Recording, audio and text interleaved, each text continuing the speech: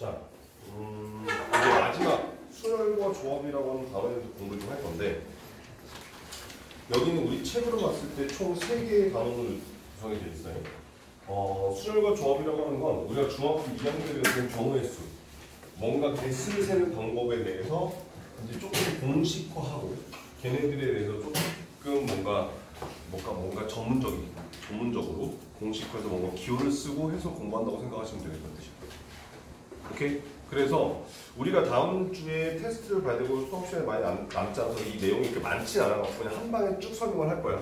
경우의 수부터 시작해서 수열 조합까지 한 방에 설명을 쭉 하고, 그런 다음에 대표용들을 하나씩 쭉 풀어보고, 뭐 좀 너무 쉬운 것들은 빼고 해서 풀어본 다음에 다음 주에 테스트를 봐야 되니까 그런 부분에서 때문에 조금 진도 빨리 나갈게. 알겠지? 자, 일단 경우의 수.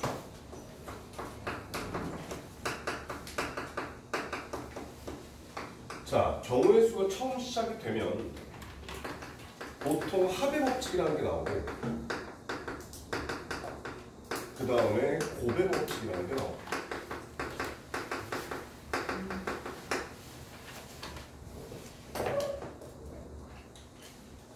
그러니까 사건 A가 일어날 경우의 수가 m가지고 사건 B가 일어날 경우의 수가 n가지라고 했을 때 m 더하기 n인 경우와 m 곱하기 n인 경우가 따로따로 있단 말이야. 그래서 걔네들을 언제 더하고 언제 곱하느냐라고 한번 해볼게. 자, 사건 A가 일어날 경우의 수 m가지, 사건 B가 일어날 경우의 수를 n가지라고 한번 해보자.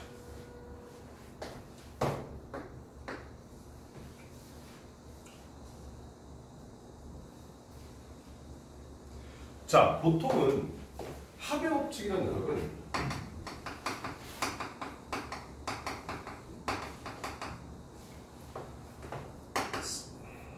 사건 A, B가 동시에 일어나지 않을 때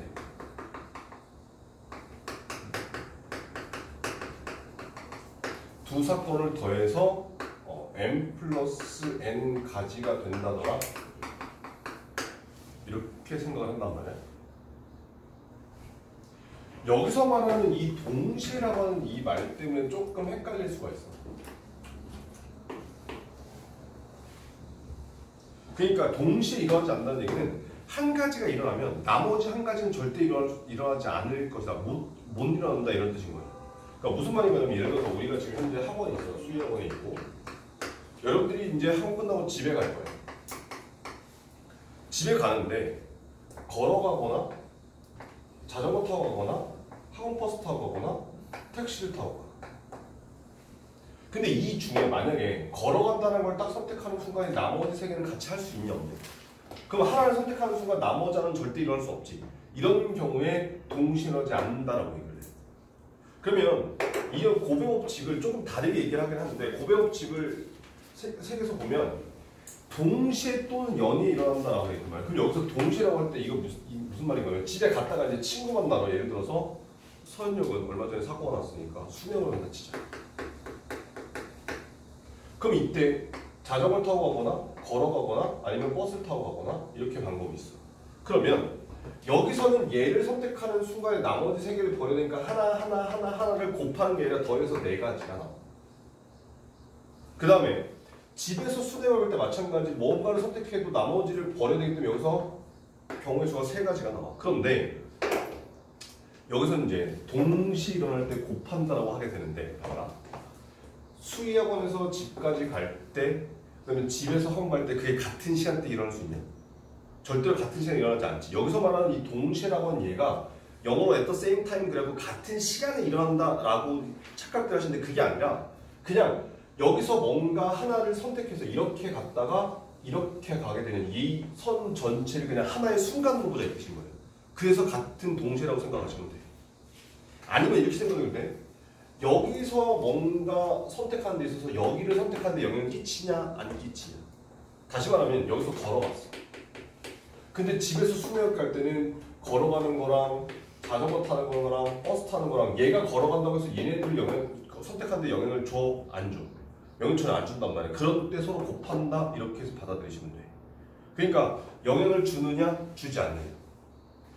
우리가 앞에서 함수의 개수 할 때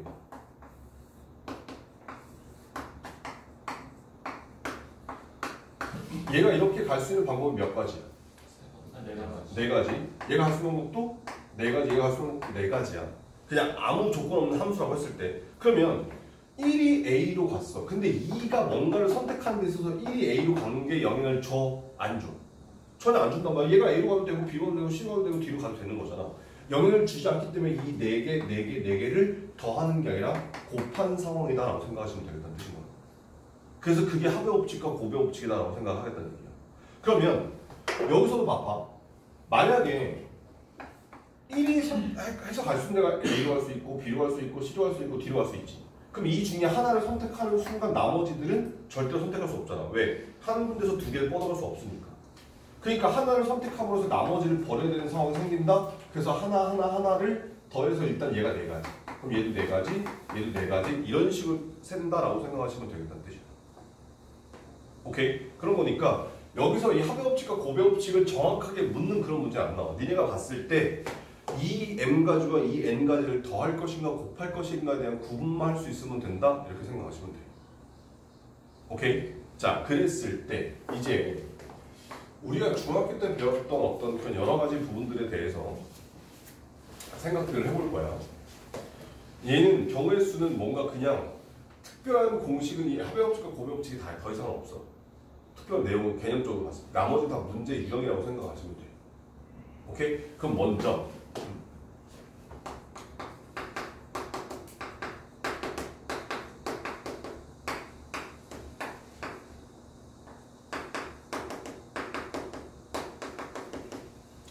자, 지불하는 방법의 수와 지불하는 금액의 수에 대해서 한번 보도록 합시다. 자, 첫 번째 상황은 이렇게 만들어놨어. 100원짜리 동전이 3개 있고 10원짜리 동전이 2개 있대. 자, 그랬을 때 지불 방법, 지불 금액의 수를 세자 이런 뜻이야. 그러면 여기서 이렇게 한번 해볼게. 얘네가 좀 표를 만들어. 자, 여기 100원짜리, 여기 10원짜리. 그럼 100원짜리를 0개 쓰는 경우, 1개 쓰는 경우, 2개 쓰는 경우, 3개 쓰는 경우가 있을 거고 10원짜리도 마찬가지 하나도 안 쓰는 경우, 1개 쓰는 경우, 2개 쓰는 경우 이렇게 있을 거예요. 맞지? 자, 이렇게 해놓고 나니까 여기에 채울 수 있는 칸이 총 몇 칸이 나오냐? 여기 지금 총 몇 칸이야? 12칸이 나온단 말이야. 그런데 여기가 얼마야? 여기는 돈이 얼마야? 여기는 100원짜리도 안 썼고 10원짜리도 안 썼고 다 돈이 빵원이잖아. 그럼 돈을 냈어? 안 냈어? 안 냈어. 그래서 얘를 뺀 나머지 11가지가 지불 방법이야 라고 생각하시면 돼요. 그럼 지불 방법의 수는 100원짜리 동전 3개인데 그러면 3개 쓰는 경우, 2개 쓰는 경우, 1개 쓰는 경우에다가 하나도 안 쓰는 경우까지 있으니까 4가지. 그러면 10원짜리는 2개인데 0개, 1개, 2개 쓰는 경우니까 총 3가지. 근데 그 중에서 돈을 하나도 안 내는 경우 1개를 빼서 3 더하기 1 곱하기 2 더하기 1 마이너스 1이라고 하면 얘가 지불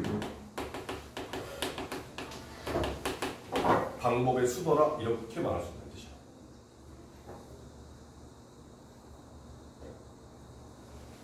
여기까지 있나?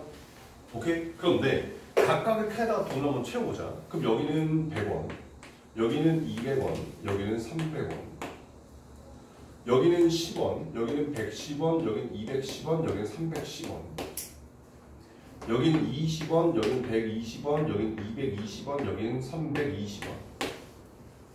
자, 그럼 지불 금액의 수는 몇 가지야? 여기서 똑같이 11가지 이렇게 나오지. 아, 그래서 이때 지불 금액도 똑같이 11가지 케이스가 나와주는구나 이렇게 확인할 수 있다는 뜻이야. 오케이? 자, 그런데 이렇게 한번 볼게. 만약에 100원짜리 동전이 3개인데 이번에는 50원짜리 동전 2개라고 해요. 그럼 이때도 마찬가지 표를 배우자. 자, 여기 100원짜리 동전 쓰는 경우, 50원짜리 동전 쓰는 경우 0개, 1개, 2개. 그럼 100원짜리 동전도 0개, 1개, 2개, 3개. 여기 총 몇 칸? 맞잖아, 12칸. 근데 여기서 돈 하나도 안 내는 경우 뺐으니까 여기서 집을 방법은 몇 가지? 자, 3 더하기 1 곱하기 2 더하기 1 마이너스 1에서 11가지가 나오더라 이런 뜻입니다. 오케이? 그런데 여기다가 이제 집을 금액을 한번 채워봤어. 그랬더니 여기는 100원, 여기는 200원, 여기는 300원, 여기는 50원, 여기는 150원, 여기는 250원, 여기는 350원, 여기는 100원, 여기는 200원, 여기는 300원, 여기는 400원. 그랬더니 어떤 상황이 생기니? 집을 금액에서는 똑같은 금액이 나오지. 그러니까 여기에 100원, 100원 똑같고 200원, 200원 똑같고 300원, 300원 똑같은 케이스가 이렇게 세 가지가 나와주더라. 이렇게 확인할 수 있다는 뜻이야. 그럼 여기서는 집을 금액은 몇 가지가 될까?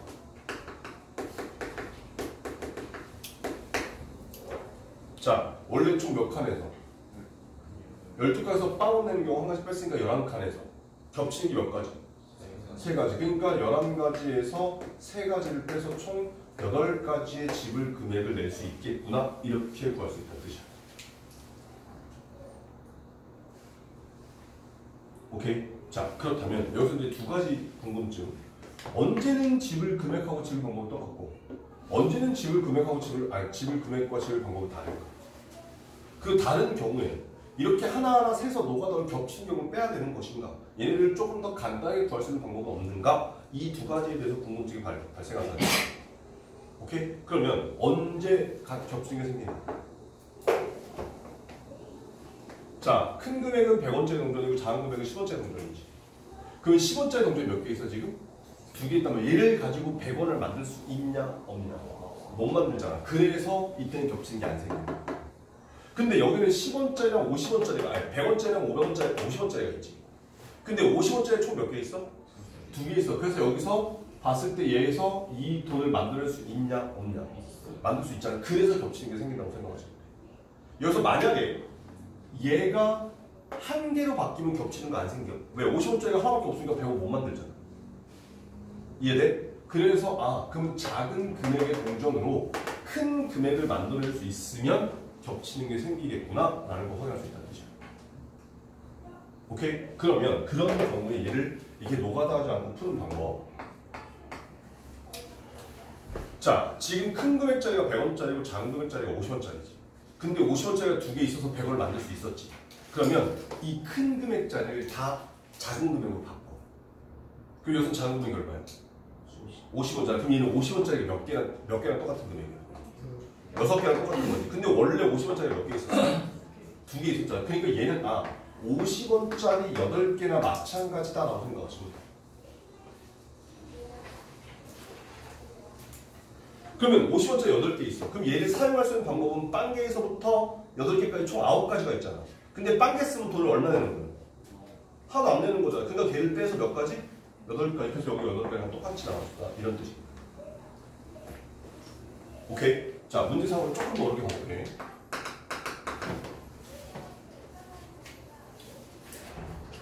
자, 1000원짜리 지폐가 3개가 있고 500원짜리 동전이 2개 있고 100원짜리 동전이 3개 있대.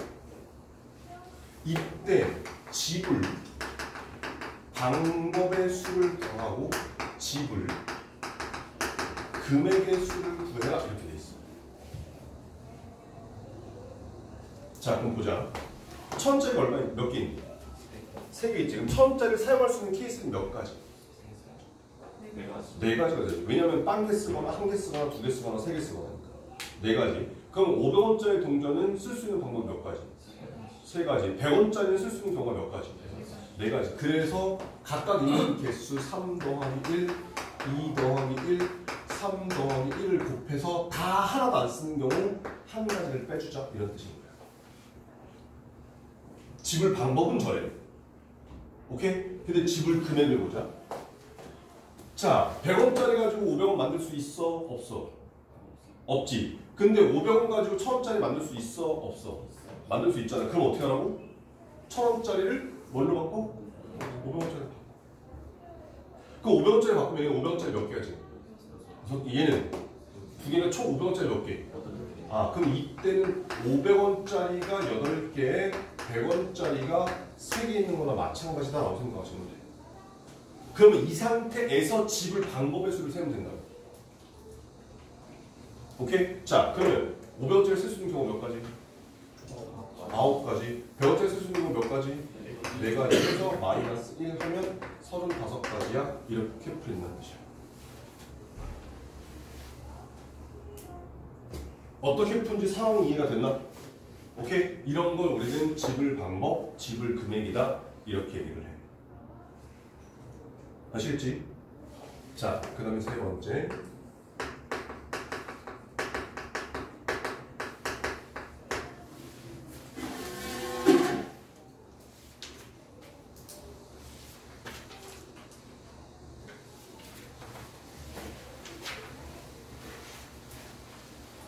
자, 색칠하기는 중학교 때 나왔었는데 중학교 때보다 조금 문제 상황이 좀 달라져.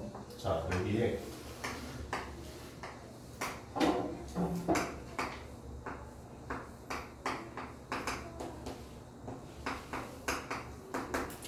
이렇게 총 5개의 영역이 있대. 이 5개의 영역이 있고 이 5개의 영역에다가 우리는 색칠을 할 거야. 근데 알지? 이웃한 영역은 다른 색으로 칠해야 된다. 이런 거 알지? 자, 우리한테 5가지 색이 주어져 있어.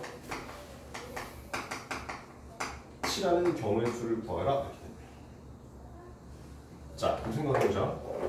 A가 칠할 수 있는 건 몇 가지? 5가지. B에 칠할 수 있는 건 몇 가지? 4가지. C에 칠할 수 있는 건 3가지. D에 칠할 수 있는 건 3가지. E에 칠할 수 있는 건 3가지. 그래서 얘는 5 곱하기 4 곱하기 3 곱하기 3 곱하기 3이라고 해서 540가지가 있다.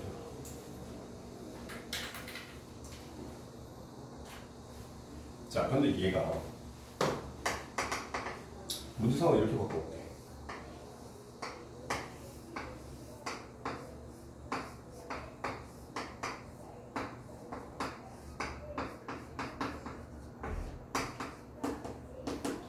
자, 똑같이 영역은 5개야, 그지? 맞지? 자, 이런 상태에서 우리한테 주어진 게 지금 마찬가지 5가지 색이 주어져 있어. 그랬을 때 여기다 칠할 수 있는 방법의 수를 세라 되겠단 말이야. 그럼 생각해보자. A에 칠할 수 있는 건 몇 가지? 5가지. B에 칠할 수 있는 건 몇 가지? 4가지. 아직 체크하지 마. C에 칠할 수 있는 건 몇 가지? 3가지. D에 칠할 수 있는 건 몇 가지? 얘랑 얘랑 다르니까 3가지가 되겠지. 그럼 2에 칠할 수 있는 건 몇 가지? 2가지야? 그럼 물을게. B랑 D랑 같은 색이어도 돼? 같은 색이어도 되지. 그러면 얘네들이 같은 색이고 얘는 다른 색일 거 아니야. 그럼 여기 칠할 수 있는 건 몇 가지? 3가지가 되는 거야. 왜냐면 빨강에 파랑 칠했을 때는 그 2개만 필요하면 되는 거니까. 근데 만약에 얘랑 얘가 다른 색이어도 되는 거지. 그럼 빨강에 파랑 초록이었어. 그럼 여기 칠할 수 있는 건 몇 가지? 2가지. 그러니까 얘랑 얘가 같은 색이냐 다른 색이냐에 따라서 여기다 칠할 수 있는 경우의 수가 달라지더라는 얘기야. 그래서 얘는 우리가 중학교 때 했던 것처럼 똑같이 풀면 안 돼. 얘는 케이스 분류해야 돼. 그럼 어떻게 케이스 분류해야 돼? B랑 D가 같을 때랑 B랑 D가 다를 때로 케이스 분류해야 되겠다 이 뜻인 거야. 자, 그 다음 한 가지 더. 이 케이스 분류해야 되는 이 고등학교 와서 색칠할 문제를 풀 때는 무조건 뭘 할 거냐면 얘는 뭐 크게 상관이 없긴 한데 각 영역마다 이웃한 면의 개수 있지. 걔들 제목을 할 거야. 자, 그럼 A는 몇 개 면하고 이웃하고 있어? 4개 면하고 이웃하고 있지. B는 3개 면, C는 3개, D는 3개, E는 3개 면하고 이웃하고 있잖아. 그랬을 때 이웃한 면이 많은 데부터 색칠을 해갈 거야. 선생님, 그러면요 B, C, D, E는 이웃한 면이 다 똑같잖아요. 거기는 걔네들은 순서가 없어. A만 제일 먼저 칠하고 그 다음에 나머지를 칠해가면 돼.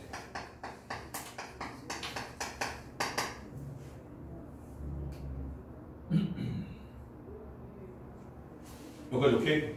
자, 그런 다음에 우린 케이스를 두 가지 넣어서 어떤 경우?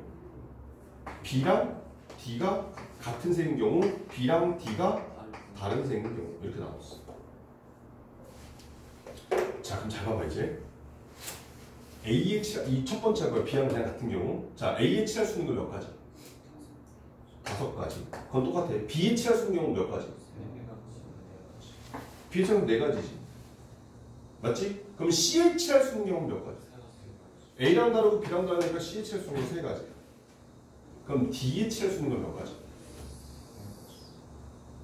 자, 여기서 이제 조심해야 되는 거 B랑 D랑 어떨 거라고? 같을 거라고. 근데 이 B는 어떤 색을 칠해놨잖아. 그럼 D는 무조건 뭘 칠해야 돼? 얘랑 같은 색을 칠해야 될 거 아니야. 그래서 D에 칠할 수 있는 경우는 한 가지가 돼. 여기까지 오케이? 자, 그러면 예를 들어서 A가 빨간색 칠해야 되고 B하고 D에다 파란색을 칠했어. 그럼 E에다 칠할 때는 몇 가지 색만 피하면 돼?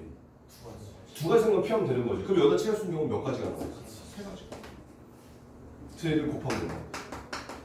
그럼 얘가 180까지나. 그 다음 또 잘 봐. B랑 D랑 다른 경우 한번 해볼게. 자, A에 칠할 수 있는 거 몇 가지? 5가지. B에 칠할 수 있는 거는 4가지. C에 칠할 수 있는 거는 3가지. 그럼 잘 봐. D에 칠할 수 있는 건 몇 가지? 일단 A랑 달라야 되지. C랑도 달라야 되지. 근데 B랑도 달라야 되잖아. 그럼 여기 칠할 수 있는 건 몇 가지 색을 피해야 돼? 그럼 여기다 칠할 수 있는 건 몇 가지? 2가지. 그러면 또 봐봐. B랑 D랑 다른 거니까 A다 빨간색, B다 파란색, D에다 녹색 칠했어. 그럼 여기다 칠할 때는 또 몇 가지 색을 피해야 돼? 그러니까 칠할 수 있는 건 몇 가지? 그래서 싹 곱하니까 여기서 240까지. 그래서 얘네 둘의 합으로 해서 420까지더라. 이렇게 풀리는 문제야. 오케이. 저는 그래서 이렇게 이제 우리는 케이스 분류해서 풀어야 되는 문제들이 나와. 얘 같은 경우도 사실은 케이스 분류해서 풀어도 답은 똑같이 나와요. 오케이? 왜냐면 영향 끼치지 않을 거거든. 얘를 만약에 봐봐. 얘를 만약에 케이스 분류한다고 해서 B하고 D가 같을 때랑 B하고 D가 다를 때라고 한번 해볼게. 오케이? 그럼 잘 봐라. A에 칠할 수 있는 거 몇 가지? 5가지. B에 칠할 수 있는 거 몇 가지? 4가지. C에 칠할 수 있는 거 몇 가지? 3가지. 그럼 D에 칠할 수 있는 거 몇 가지? 1가지. 그럼 E에 칠할 수 있는 거 몇 가지? 어차피 A랑 D랑만 피하면 되는 거니까 3가지가 남는다. 오케이? 그럼 얘들 싹 갖다 계산하면 여기서도 180까지가 나와. 됐어? 그럼 잘 봐. 자, B랑 D랑 다른 경우 볼게. A에 칠할 수 있는 경우 몇 가지? 5가지. B는 4가지. C는 3가지. 그럼 D 칠할 거야. 그럼 D에 칠할 때는 A랑도 달라야 되고 C랑도 달라야 되고 B랑도 달라야 되는 거지. 그래서 몇 가지? 2가지. 그럼 E에 칠할 수 있는 게 몇 가지? 얘랑 얘랑만 다르면 되는 거야. 그래서 3가지. 그럼 여기서는 360까지 나와서 그 둘이 더하면 540까지. 쌤, 그러면요, 왜? 얘는 케이스 분류해도 똑같이 나오고 얘는 케이스 분류하니까 좀 뭔가 다른 값이 나오나요? 라고 했을 때 그 이유가 뭐냐면 B랑 D랑 지금 케이스 분류, 여기서 케이스 분류 했잖아. 케이스 분류하고 난 이후에 2를 칠하는 개수가 얘는 어때? 3 똑같지? 근데 여기서는 케이스 분류했을 때 여기랑 여기 한 이후에 뒤에 2를 칠할 수 있는 경우가 어때? 다르게 나왔단 말이야. 그래서 이런 경우에 케이스 분류를 무조건 해야 돼. 오케이? 그래서 얘를 가지고 문제를 세는 게 이 색칠하기다라고 생각합니다. 이 색칠하기는 사실 지도 때문에 나온 거야. 아주 쉽게 생각해보면 여기 나라야. 그럼 지도를 만들 때 나라와 나라의 경계는 이웃한 면이나 마찬가지인 거지. 걔들을 같은 색으로 칠하면 경계면을 표시할 수 있어 없어. 그래서 다른 색으로 칠해야 되겠다라고 해서 지도를 만들 때 몇 가지 색이 필요한 것인가? 이런 아이디어에서 시작한 게 이 색칠하기라고 생각하십니다. 오케이?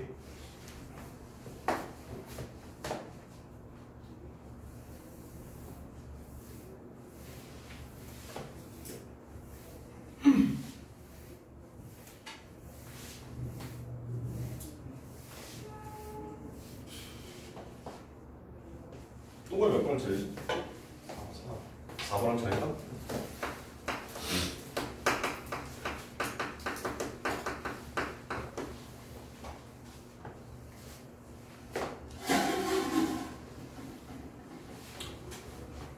자, 이 최단 거리라고 하는 건 사실은 이거에 대해서 정확하게 내용이 나는 건 확통에서 나와요. 확통에서 같은 것을 포함하는 수열이라고 하는 단어가 나오게 되는데 그래서 여기 고등수학 하에서 공부할 때도 사실 중학교 때랑 똑같은 겁니다. 근데 다만 문제가 좀 어려울 뿐인 거야. 그러니까 우리가 중학교 때 했던 최단 거리는 이런 거지.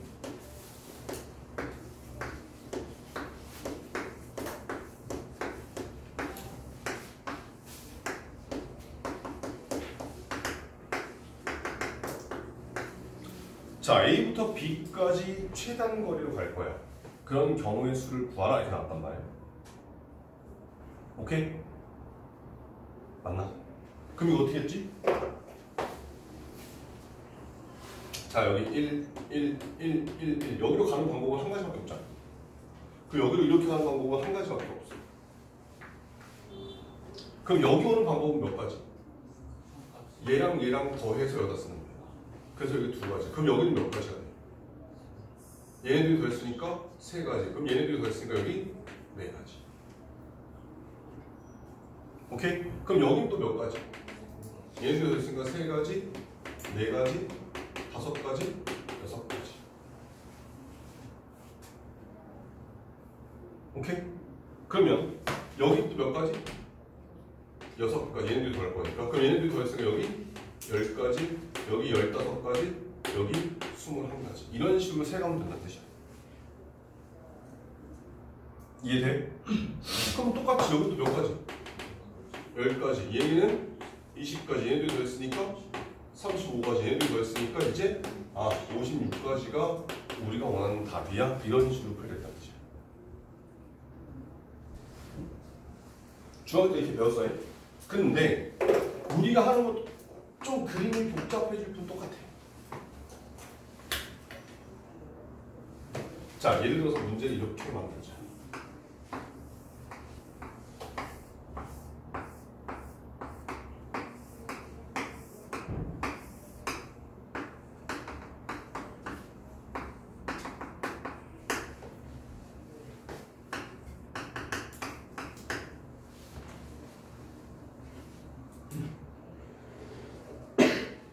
자, 똑같이 A부터 B까지 갈 건데 P를 무조건 지나가도록 하는 경우의 수를 구하라, 경우의 수를 구하라 이렇게 돼 있어. 그럼 어떻게 하면 되겠냐? A부터 P까지 가는 경우의 수 구하고 P에서부터 B까지 가는 경우의 수를 구해서 쟤네 둘을 곱하면 되겠지. 맞지? 그러면 보니까 여기는 지금 한 배의 길이 두 칸짜리 정사각형인가 이렇게 두 칸짜리 보니까 여기서 6가지 정도 나올 거예요. 얘가 6가지라는 뜻이야. 그 다음에 P부터 B까지 가는 거 보니까 가로가 4칸, 세로가 2칸짜리. 그럼 여기서부터 4칸, 2칸짜리 보니까 얼마 나와? 여기 15가지 나와. 얘가 15가지더라. 이런 뜻입니다.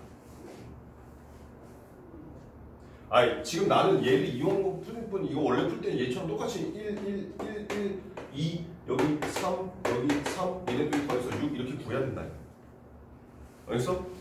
그러면 이제 A에서 P를 지나 B까지 가는 경우의 수는 몇 가지? 곱해서 90가지야. 이런 식으로 구하시면 된다는 뜻이고요.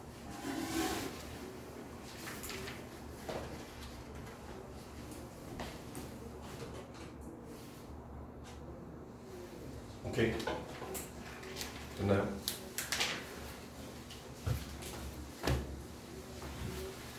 자, 일단 여기까지가 경우의 수에 대한 내용이고요.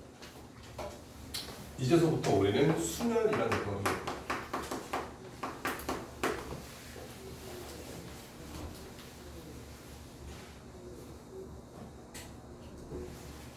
아니다. 문제를 좀 풀고 와. 문제를 풀고 갈 건데 이 경우의 수에서 앞에 있는 내용들은 그렇게 어렵지 않아서 그냥 쭉 가고 172페이지 유형 8번 몇 문제 안 풀 거여서 그냥 비 안 띄우고 볼게. 993번.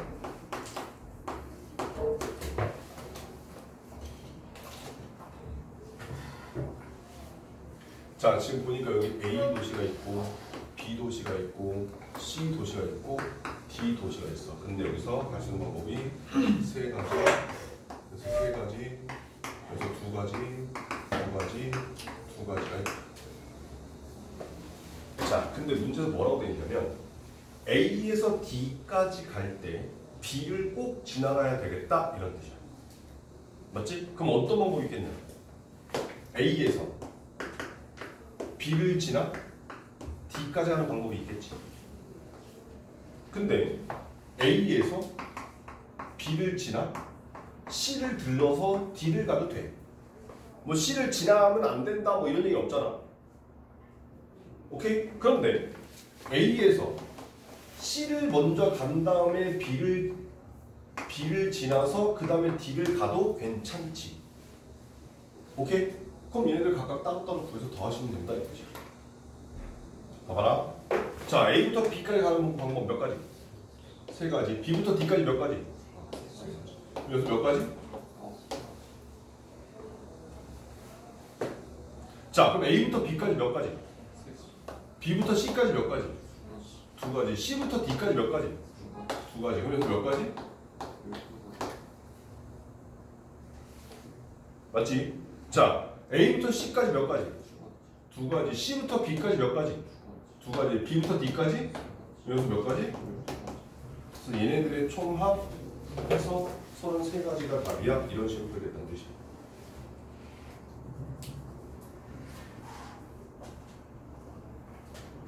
어렵지 않지?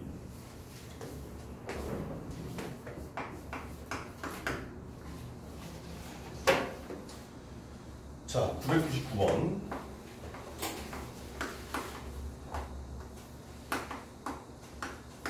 자, 720의 약수의 개수를 세.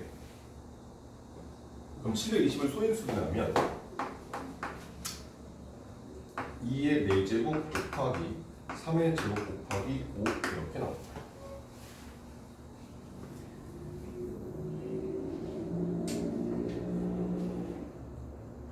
오케이. 자, 그러면 여기서 약수 개수를 세라. 그럼 이 반항은 똑같은 거예요. 자, 2를 사용할 수 있는 게 몇 가지? 2가 총 몇 개 있어 지금? 4개 있지. 그럼 2를 제일 많이 사용하면 몇 가지? 4개. 제일 조금 사용하면 0개란 말이야. 그래서 우리가 중학교 때 약수의 개수를 배울 때 만약에 24의 약수다 그러면 얘는 2의 세제곱 곱하기 3인 거잖아. 그럼 얘가 여기 1제곱에서 3 더하기 1 곱하기 1 더하기 1 이렇게 배웠단 말인 거지. 이게 왜 그러냐면 표를 만들었을 때 2를 쓸 수 있는 게 1개, 1개, 2개, 3개에서 얘가 4가지가 나오기 때문에. 그럼 3을 0개, 1개에서 여기서 2가지 나오기 때문에 1씩 더하기 4개 주는 거야. 그럼 똑같아. 2가 총 4개 있으니까 제일 많이 쓰면 4개, 제일 조금 쓰면 1개. 그래서 경우의 수 5가지. 그러면 3은 가장 많이 쓰면 2개. 가장 조금 쓰면 1개. 그래서 경우의 수는 3가지. 5는 2가지. 해서 얘가 양의 약수의 개수더라. 이렇게 구하는 뜻입니다. 오케이? 약간 느낌적으로 봤을 때 아까 우리 집을 금액할 때 집을 방법일 수 있지. 그냥 느낌이 똑같은 거야. 근데 그때는 하나도 안 쓰면 빵원이어서 돈 안 썼지만 여기서는 하나도 안 써도 1 곱하면 1이라는 약수가 있기 때문에 1을 안 뺀 것 뿐인 거지. 걔하고 느낌은 똑같다고 생각하시면 돼. 표 그리는. 오케이?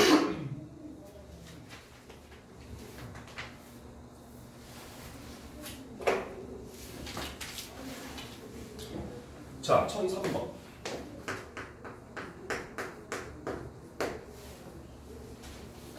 100원짜리 동전 1개, 500원짜리 동전 1개, 100원짜리 동전이 3개, 10원짜리 동전 4개가 있다.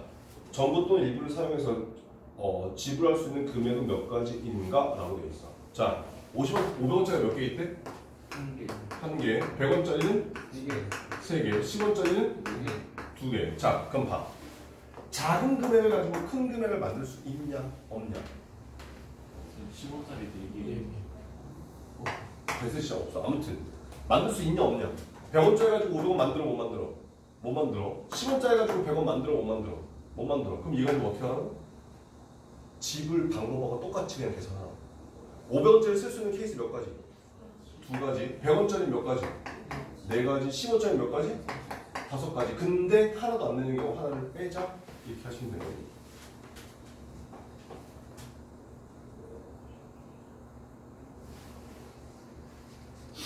됐지요?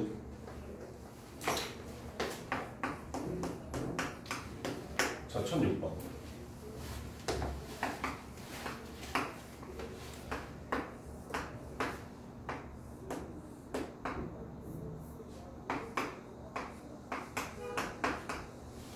자, 이렇게 생겼고 여기 A서부터 출발해서 여기 B에 도착을 할 겁니다. 자, 최단 경로로 가는 방법을 수다라고 돼 있어. 그러면 오른쪽 아래를 해갈 거야. 그럼 여기 갈 수 있는 몇 가지? 하나, 여기도 하나, 여기도 하나, 여기도 하나. 여기는 한 가지. 그럼 이제 여기 몇 가지? 2가지. 그럼 여기 몇 가지? 3가지. 그럼 여기 몇 가지? 4가지. 여기 몇 가지? 5가지. 잘 봐 이제. 여기는 몇 가지? 여기에 오려면 여기에 도착해서 이렇게 떨어지는 방법밖에 없지. 그럼 여기까지 오는 방법이 몇 가지? 3가지. 근데 그거 말고 여기에 갈 수 있는 방법이 있어? 없어? 없잖아. 그래서 여기서 그냥 3가지 한다는 얘기야. 그러니까 무슨 말이냐면 잠깐 심각하. 여기 2가지의 의미는 이렇게 와서 이렇게 오는 한 가지, 이렇게 와서 여기 오는 한 가지가 된다는 뜻이야. 근데 여기가 3가지가 된다는 뜻은 일단 여기에 와서 이렇게 올 수 있는 방법이 있지. 그럼 몇 가지가 만들어진 거야? 일단 2가지가 만들어졌지. 그런 다음에 이렇게 와서 떨어지는 경우 한 가지 합쳐서 이거 3가지가 된다 이 뜻인 거란 말이야. 그러면 여기에 올 수 있는 방법은 여기서 떨어지는 방법 말고는 없다는 뜻인 거야. 오케이? 주안! 그럼 여기는 이제 몇 가지가 될까? 얘네들 더해서 7가지. 그럼 여기는 몇 가지? 12가지. 잘 봐 이제. 여기는 몇 가지? 여기 와서 이렇게 내려오는 방법밖에 없지. 7가지. 그럼 여기 몇 가지? 여기 7가지밖에 없다. 이해했나? 그럼 이제 여기 몇 가지? 19가지. 그럼 여기는 26가지구나. 이 식으로 답을 구하겠다. 이런 뜻인 거야. 노가다야. 그래서 자, 1009번은 선생님이 아까 했던 거랑 똑같은 거랑 패스하고 갈게요.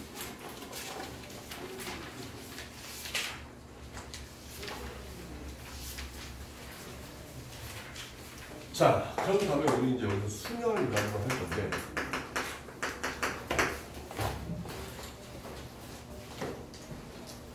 순열이라는 놈과 조합이라는 놈 우린 중학교 2학년 때 다 배웠어. 근데 순열이라는 용어와 조합이라는 용어만 안 배우고 이렇게 생각하면 돼. 잠깐만 칠판 봐라. 자, A, B, C, D, E, F까지 이렇게 6명이 다 치자. 이때 반장 1명, 부반장 1명, 그 다음에 선도부 1명을 뽑는 돼. 오케이? 이랬을 때 반장의 A, 부반장의 B, 선도부의 C가 되는 경우랑 반장의 C, 부반장의 B, 선도부의 A가 되는 이 경우랑 이 경우가 서로 같은 경우야, 다른 경우야?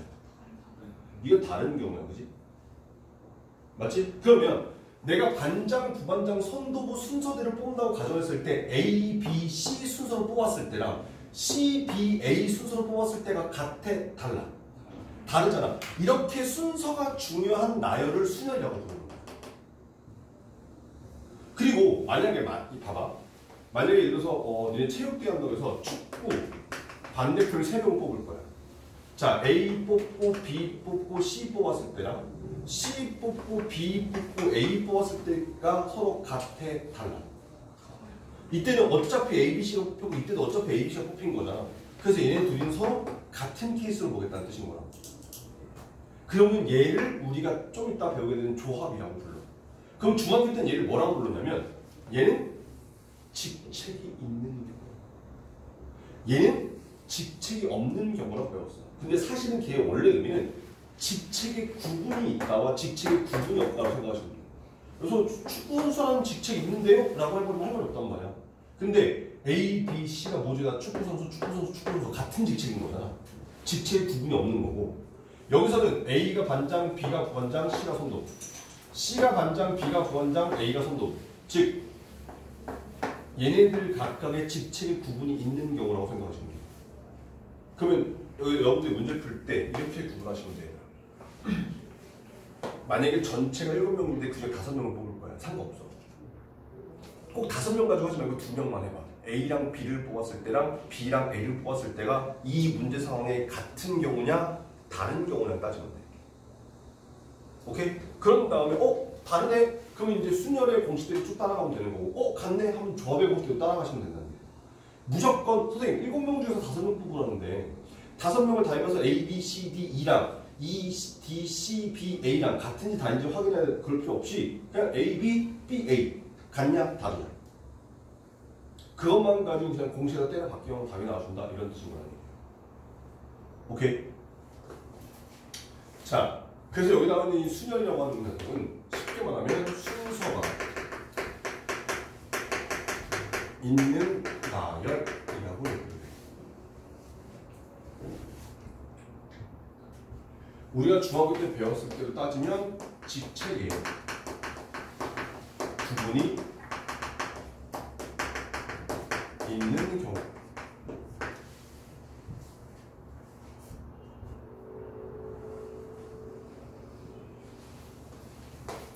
자, 그래서 우리는 저 순열을 이렇게 표현할 거야.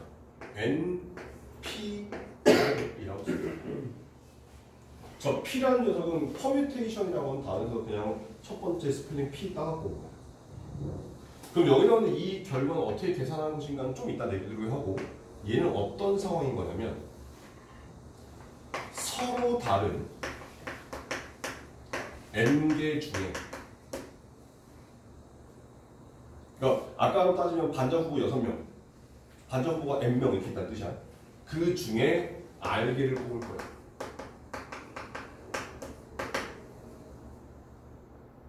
근데 똑같은 애를 2번 뽑을 수 없어. 중복은 불가능.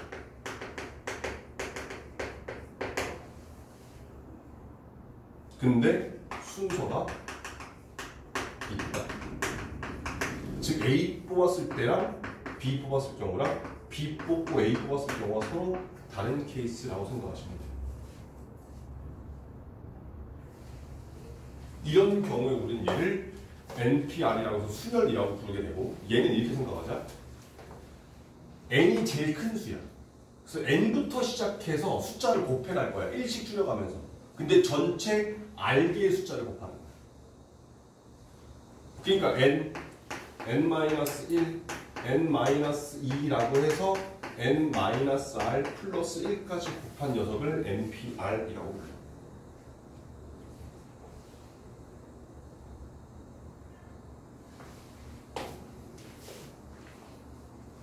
자, 근데 얘는 얘를 이렇게 한번 삼아보자.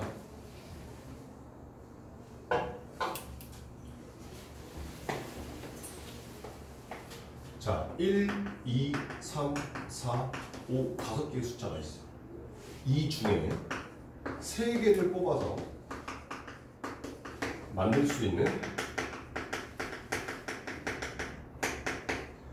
세 자리 자연수의 개수를 구해라. 이렇게 있어.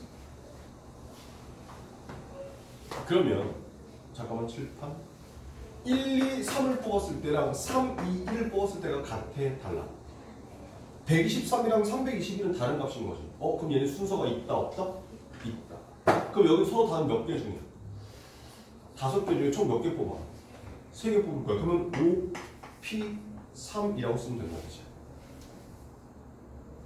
그럼 얘는 5부터 시작해서 몇 개의 숫자를 곱해라?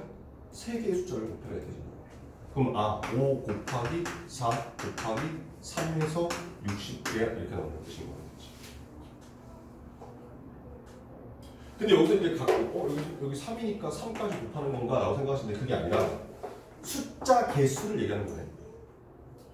오케이? 그런 거니까 여기서 만약에 1, 2, 3, 4, 5까지 아니라 6까지 중에서 3개 뽑아서 자연수를 만든다. 그러면 얘는 6P3이라고 해서 6 곱하기 5 곱하기 4 이렇게 3개 곱해서 끝내는 거야. 이해되셨나요? 오케이? 자, 그럼 네.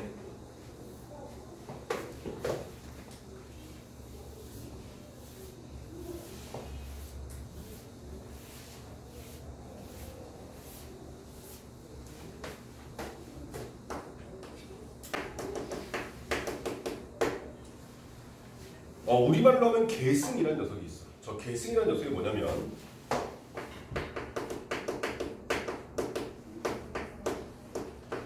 팩토리얼이라고 읽어. 들어본 적 있지? 수학식은 어떻게 돼? 느낌. 자, 그러면 n 팩토리얼은 무슨 뜻이니? n부터 시작해서 1씩 줄여가면서 1까지 다 곱해라는 뜻입니다. 그래서 n 곱하기 n-1 곱하기 n-2 곱하기 바바바 해서 이 1까지 다 곱해라 이런 뜻이 뭐라는 얘기예요. 자, 근데 우리가 한 가지 알아야 될 사실, 얘는 수학자들이 약속해놓은 거야. 0 팩토리얼은 무조건 1이다라고 약속을 해놨어. 그래서 저 NPR이라는 녀석을 다시 표시하게 되면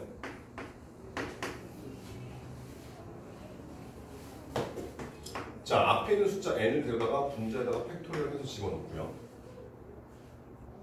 분모는 n에서 r을 뺀 녀석의 팩토리얼 n-r의 팩토리얼 이렇게 쓰면 돼요.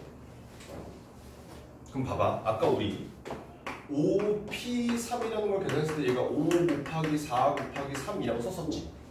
근데 얘를 이 공식을 따라가게 되면 여기 있는 5 팩토리얼, 자, 분모에는 뭐가 들어가야 돼?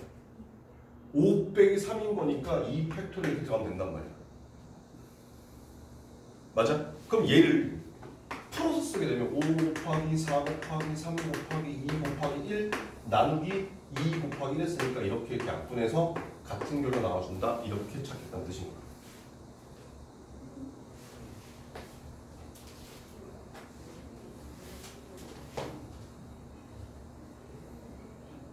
오케이? 됐나요? 수열이 다야.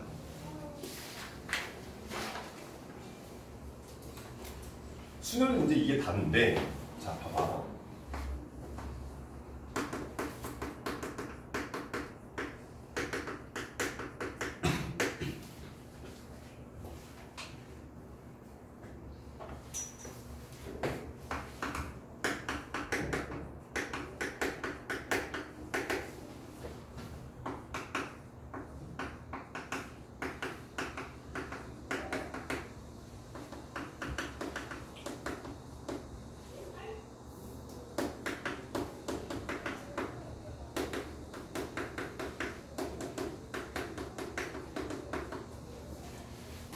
자, A, B, C, D 5명 중에 3명 뽑아서 일렬로 세우는 경우의 수를 구하라 할 때 있어. 자, 그럼 볼래? 아까 여기서 1, 2, 3, 4, 5 5개의 숫자 중 3개를 뽑아서 일렬로 배열한다라는 말이 세 자의 자연수를 만들겠다는 말하고 똑같은 거잖아. 얘하고 쟤하고는 지금 상황이 완벽하게 똑같은 거야. 오케이? 왜냐면 봐봐. 일렬로 세운다라고 하는 이 일렬로라고 하는 이 말 속에 순서가 있다더라 이런 말하고 똑같은 거야. 그럼 A, B, C를 세우는 경우랑 C, B, A를 세우는 경우가 서로 다르다라는 거 확인하면 되는 거지. 따라서 5명 중에서 3명 뽑아서 일렬로 세우겠다 이런 뜻이야.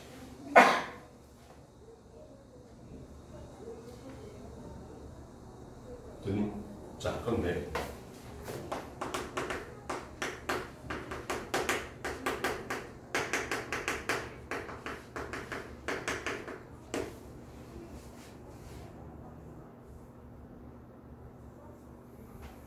자, 봅시다.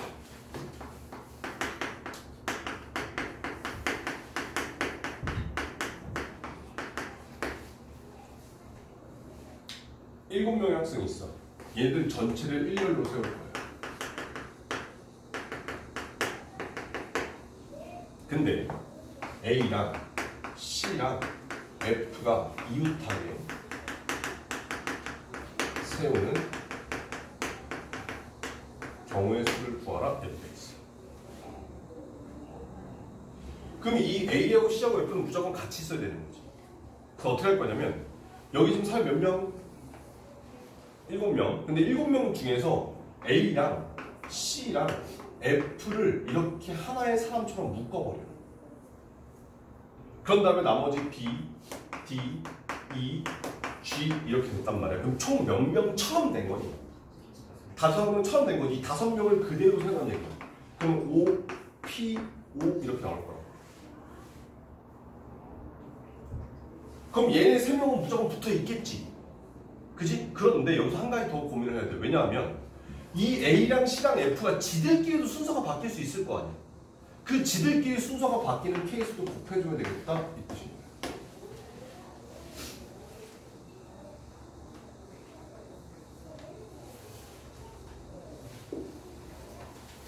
됐나요? 오케이. 지석 왜? 어떻게 이해 안 돼? 말을 해.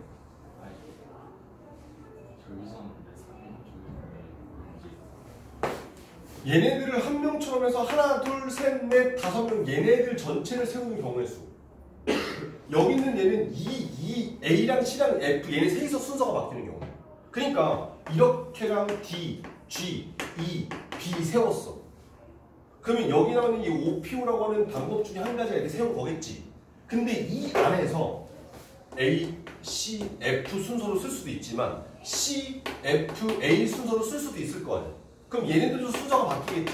얘네들이 순서가 바뀌는 케이스가 여기라고 생각하고. 그러니까 지금 전혀 다른 거에 대해서 지금 일렬을 세우고 있는 거야. 이해했어?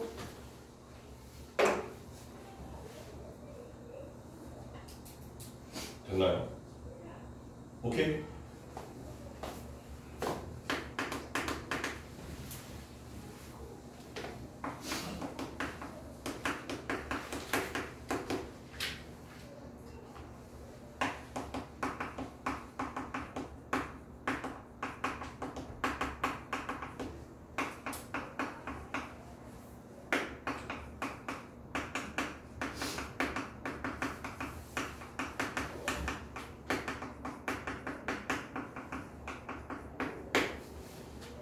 자, 5명을 일렬로 셀 건데 그 중에서 A랑 D가 서로 이웃하지 않고 싶대. 그럼 A랑 D 사이에 한 명이 들어갈 수도 있고 2명이 들어갈 수도 있고 3명이 들어갈 수도 있지. 그럼 케이스가 복잡해진단 말이야. 그래서 어떻게 해? 전체에서 A랑 D가 이웃한 경우 빼버리잖아. 이해됐어? 자, 그러면 전체 경우에서 5명을 세울 거야. OP. 근데 이 중에 A랑 D가 이웃한 경우는 A랑 D를 한 명처럼 묶어놓고 그 다음에 B, C, E 이렇게 하면 총 몇 명이야 지금 얘가? 4명처럼 된 거란 말이야. 그래서 4명들을 세울 건데 요 A랑 D가 순서가 바뀔 수도 있겠지. 그래서 곱하기 2P2라는 녀석을 전체에서 빼주자 이렇게 구하면 A랑 D가 이웃하지 않는 경우더라 이렇게 구할 수 있다.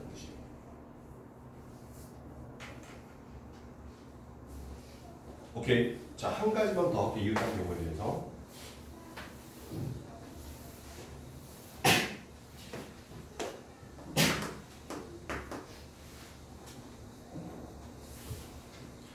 자, 남학생이 3명이 있고 여학생이 4명이 있어. 얘네들을 일렬로 세울 거야.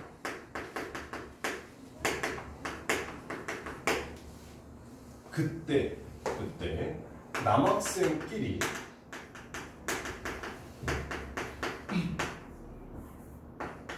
이웃하지 않도록 세우는 경우의 수를 구하라 이렇게 돼 있어요. 남학생은 그러니까 남자는 쓸 수 없다는 얘기인 거죠. 근데 여자는 된다는 얘기인 거지. 자, 그러면 여기서 이웃해도 되는 게 남자야 여자야? 여학생인 거지. 그래서 이웃해도 되는 애들을 먼저 세울 거야. 오케이? 그러면 이 여학생을 1년 세우는 방법 몇 가지? 4, P4 이렇게 될 거야. 그러면 여학생 1, 여학생 2, 여학생 3, 여학생 4가 이렇게 순서대로 섰겠지. 여기까지 오케이? 그럼 여기는 이 여학생 순서대로 나열하는 방법의 수가 총 24가지 나올 거란 말이야. 4팩토리얼 해서. 그런 다음에 잘 들어. 그럼 남학생은 봐봐. 여기 하나, 둘, 셋, 넷, 5군데에 지금 남학생을 세울 수 있을 거잖아. 이 5군데에 몇 칸을 골라서 3칸 골라서 각각 아무데나 한 놈씩 집어넣으면 절대로 남학생끼리 이웃할 수 없을 거라는 얘기야. 만약에 여기다가 남학생 넣고 여기다가 남학생 넣고 여기다가 남학생을 넣었어. 그럼 여학생들은 이렇게 3명이 이웃했지. 근데 여학생은 이웃해도 되는 거잖아. 상관없어. 근데 남학생은 지금 서로 절대로 이웃하지 않고 있다라는 거 확인할 수 있다는 얘기인 거야. 무슨 말인지 돼? 그러니까 항상 이렇게 2개의 영역을 얘를 가끔 이렇게 나와. 영어책, 수학책 종류가 몇 가지씩 있다. 그랬을 때 수학책이 이웃하지 않게끔 책꽂이에 꽂는 방법을 수를 구하라 이렇게 문제가 나온단 말이야. 그러면 이웃해도 되는 게 누구야? 영어책을 먼저 쭉 세워. 그럼 꽂는 방법을 이렇게 여학생처럼 한 다음에 그 사이사이에다가 수학책을 한 권씩 꽂는 방법의 수를 세주면 된다 이런 뜻인 거라는 얘기야. 이해됐어? 자 그럼 봐봐. 남학생이 쓸 수 있는 자리가 총 몇 자리야? 5자리겠지. 근데 그 중에서 몇 개를 골라서 3개로 골라서 세울 거야. 근데 남학생 1, 남학생 2, 남학생 3 남학생 3, 남학생 2, 남학생 1 같아? 달라. 사람이 다르면 다른 경우가 순서가 있을 거라는 얘기야. 그래서 양학생을 세우는 방법은 5자리 중에서 3자리 골라서 세우겠다 이렇게 구한다는 뜻이야.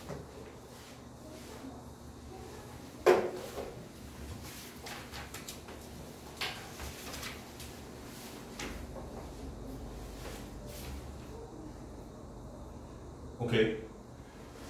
자, 그 다음에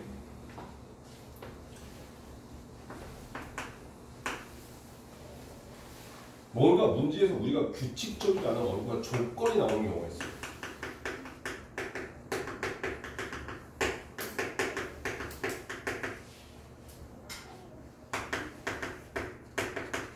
그럼 얘는 약간의 노가다가 좀 필요해. 그러니까 어떤 상황인 거냐면 이런 거야. 얘는 한 가지 예시 하나만 볼게. 자, A, B, C, D, E, F에다 치자. 오케이. 그러면 얘네들을 일렬로 나열할 거야. 근데 적어도 한쪽 끝에는 자음이 오도록 대열을 할 거야. 자, 이거 지금 우리가 세우려고 하는 게 몇 개? 6개. 하나, 둘, 셋, 넷, 다섯, 6개가 있어. 근데 양쪽 끝에 올 수 있는 거 봐봐. 칠판. 자음장, 자음모음, 모음장, 모음모음 이렇게 총 4가지가 있을 거란 말이야. 근데 적어도 한쪽 끝에 자음이 오겠대. 무슨 뜻이야? 전체에서 모음 오는 경우를 빼라 이 뜻인 거지.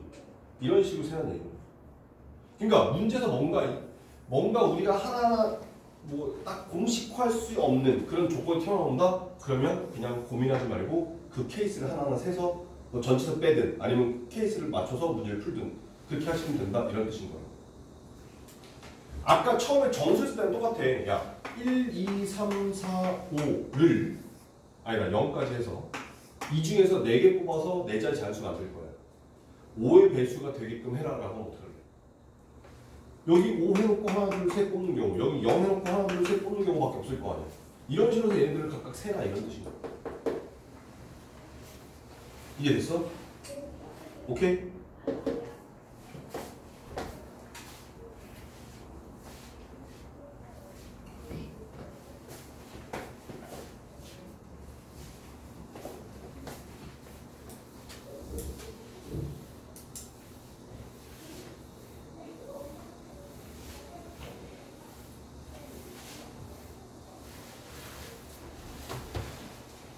동그라미 몇 번 할 차례?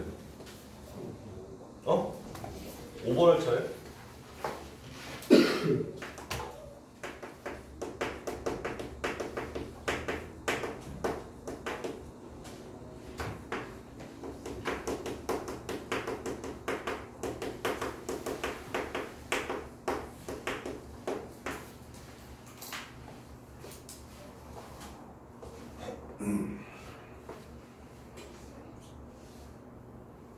얘가 무슨 뜻인 거냐면 1, 2, 3, 4, 5, 6 정도만 하자. 이 녀석을 작은 수부터 6개를 다 배열할 거야. 그랬을 때 작은 값부터 따지면 1, 2, 3, 4, 5, 6이 제일 작은 수지. 제일 큰 수는 6, 5, 4, 3, 2, 1이 제일 큰 수겠지. 그 경우의 수가 총 720까지 나올 거란 말이야. 근데 720까지 나오는데 예를 들면 이렇게 되는 거야. 4, 5, 2, 6, 3, 1은 몇 번째로 큰 수인가, 몇 번째로 작은 수인가 이런 걸 물었어. 오케이? 그랬을 때 이게 몇 번째인지 세거나 혹은 이 720가지 중에서 얘가 첫 번째 문제라면 두 번째 문제는 720가지 중에서 531번째 숫자는 뭐게 이렇게 묻는 문제를 뜻해. 그럼 이거 우리가 다 나열해볼 수 없을 거 아니야. 오케이? 그럼 이렇게 따지시면 돼요. 잘 봐. 야, 고민할 것도 없이 얘보다 작은 수는 첫 번째 자리가 1이 오고 나면 무조건 얘보다 작은 수지. 맞아? 그러면 1 빼고 나머지 5개 숫자를 배열하면 될 거 아니야. 5개 숫자 배열하는 방법은 5, P, 5라고 해서 여기서 총 120까지가 나와.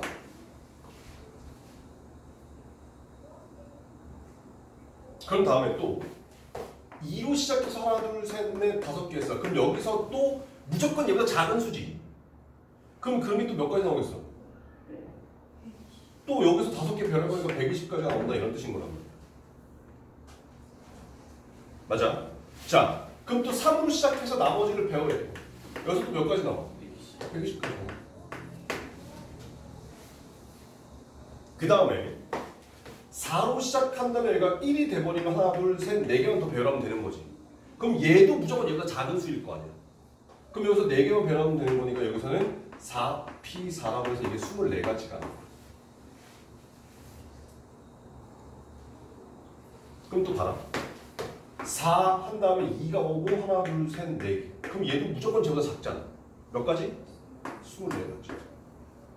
그러면 4, 3에서 하나, 둘, 셋, 넷 해도 여기서 24가지. 그 다음에 4, 4는 올 수 없지. 똑같은 거 두 번 쓸 수 없으니까. 그럼 이제 4, 5가 왔어. 그 다음에 또 작은 수부터 따지면 1 해놓고 하나, 둘, 셋 하면 여기서 또 6가지가 나와. 맞지? 자, 그런 다음에 여기 4, 5, 2 해놓고 그 다음부터 세자. 그럼 제일 작은 수부터 따지면 1, 3, 6, 1, 6, 3, 2 이렇게 순서대로 갈 거야. 그지? 그 다음에 여기 4, 5이 그대로 붙을 거고 그럼 여기는 4, 5, 2 한 다음에 3, 1, 6, 3, 6, 1 되겠지.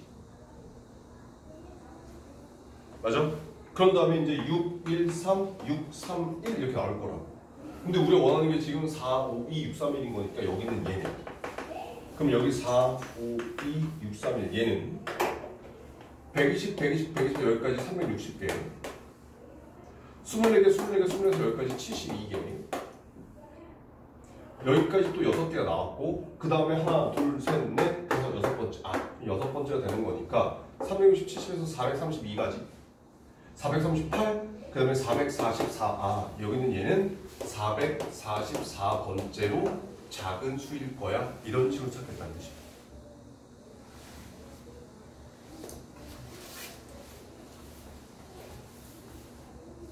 이렇게 세는 방법밖에 없어. 오케이? 자, 그러면 이 531번째 숫자 찾는 거 같은 방법으로 찾으시면 되고요. 문제 이렇게 바꿔볼게.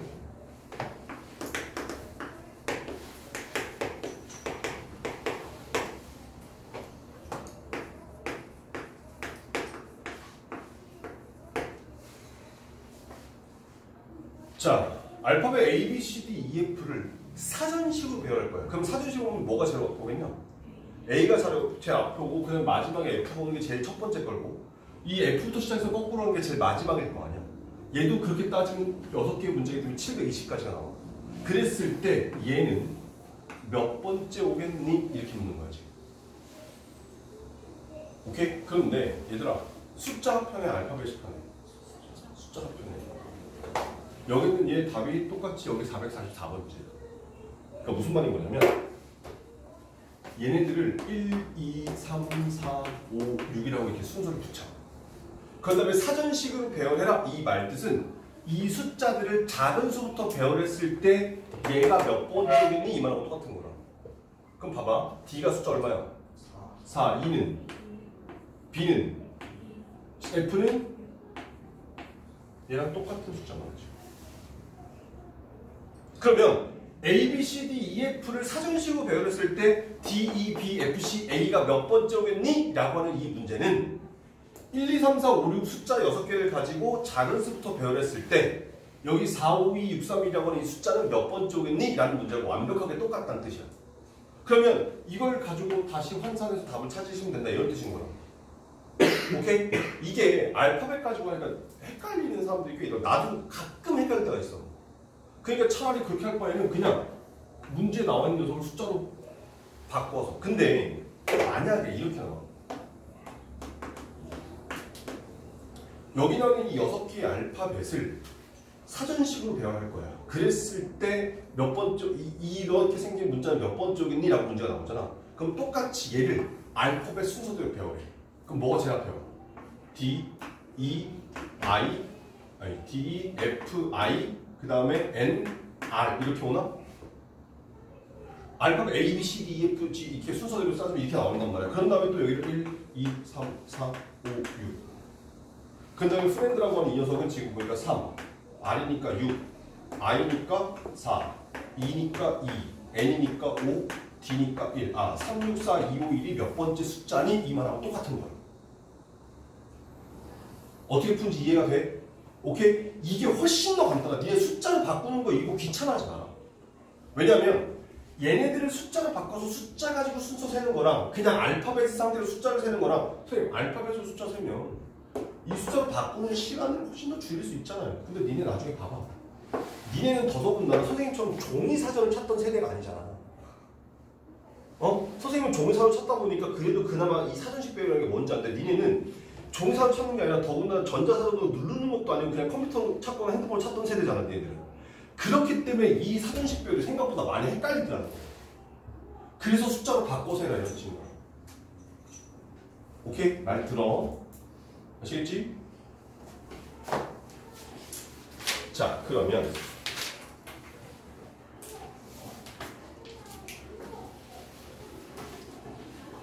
우리 유형을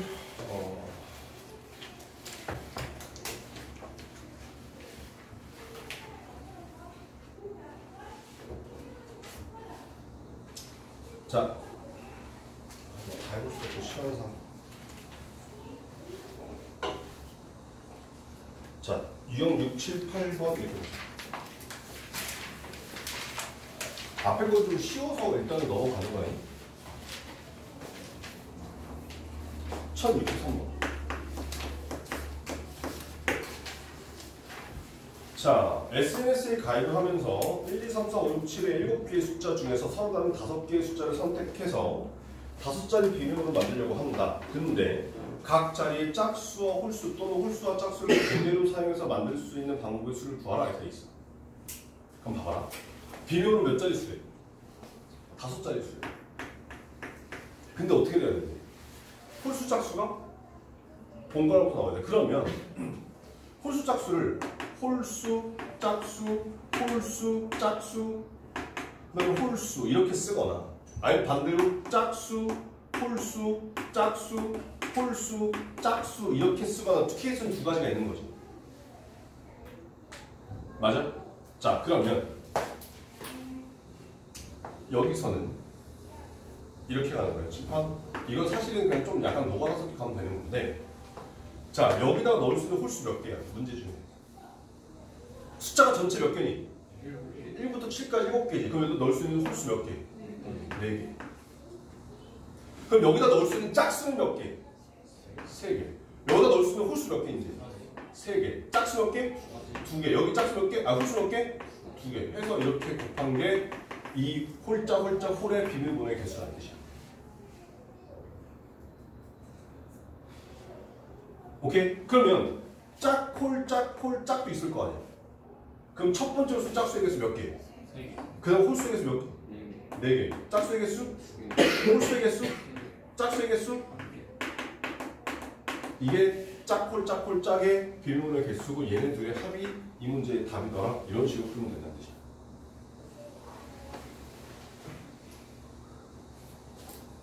오케이. 자, 1067번 아까 했던 거랑 거의 비슷한 문제여서 좀 패스하고요. 1077번 볼게요.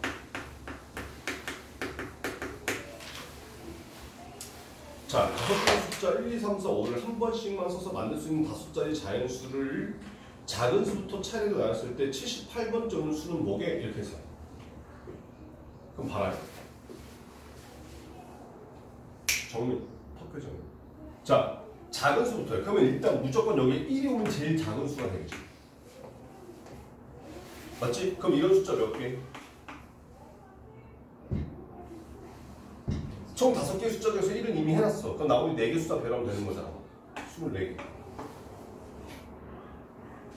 자, 그 다음에 2가 왔어. 나머지 4개 배열해서 몇 가지? 24가지. 3이 왔어. 나머지 4개 배열하면? 근데 문제에서 우리 지금 몇 번째 자리 숫자를 찾으라니? 78번째 오는 숫자를 찾으라고 있어. 그지? 여기까지 하니까 몇 번째야? 여기까지 오니까 72기가 이미 끝났다는 얘기야. 그럼 이제 6개만 더 찾으면 되는 거지.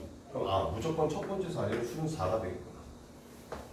그 다음에 4, 1, 2, 3, 5가 73번째 숫자일 거야. 그지? 그 다음에 4, 1, 2, 5, 3이라는 녀석이 74번째 숫자일 거다. 이런 뜻이에요. 그러니까 이렇게 하자. 이렇게. 알았어. 자, 4, 1 해놓고 여기에 올 수 있는 숫자가 총 3개인 거니까 여기서 몇 가지? 6가지가 될 거야. 그럼 여기 딱 6가지 오면 마지막 숫자가 78번째가 되겠지. 그러면 여기서는 이제 몇 번째 큰 거부터 배워요. 5, 3, 2. 이게 답이라는 뜻이야.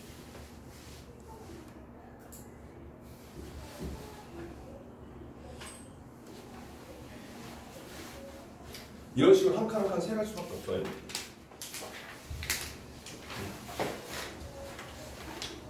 자, 84번도 아까 했던 거랑 마찬가지여서 걔를 일단은 패스할게.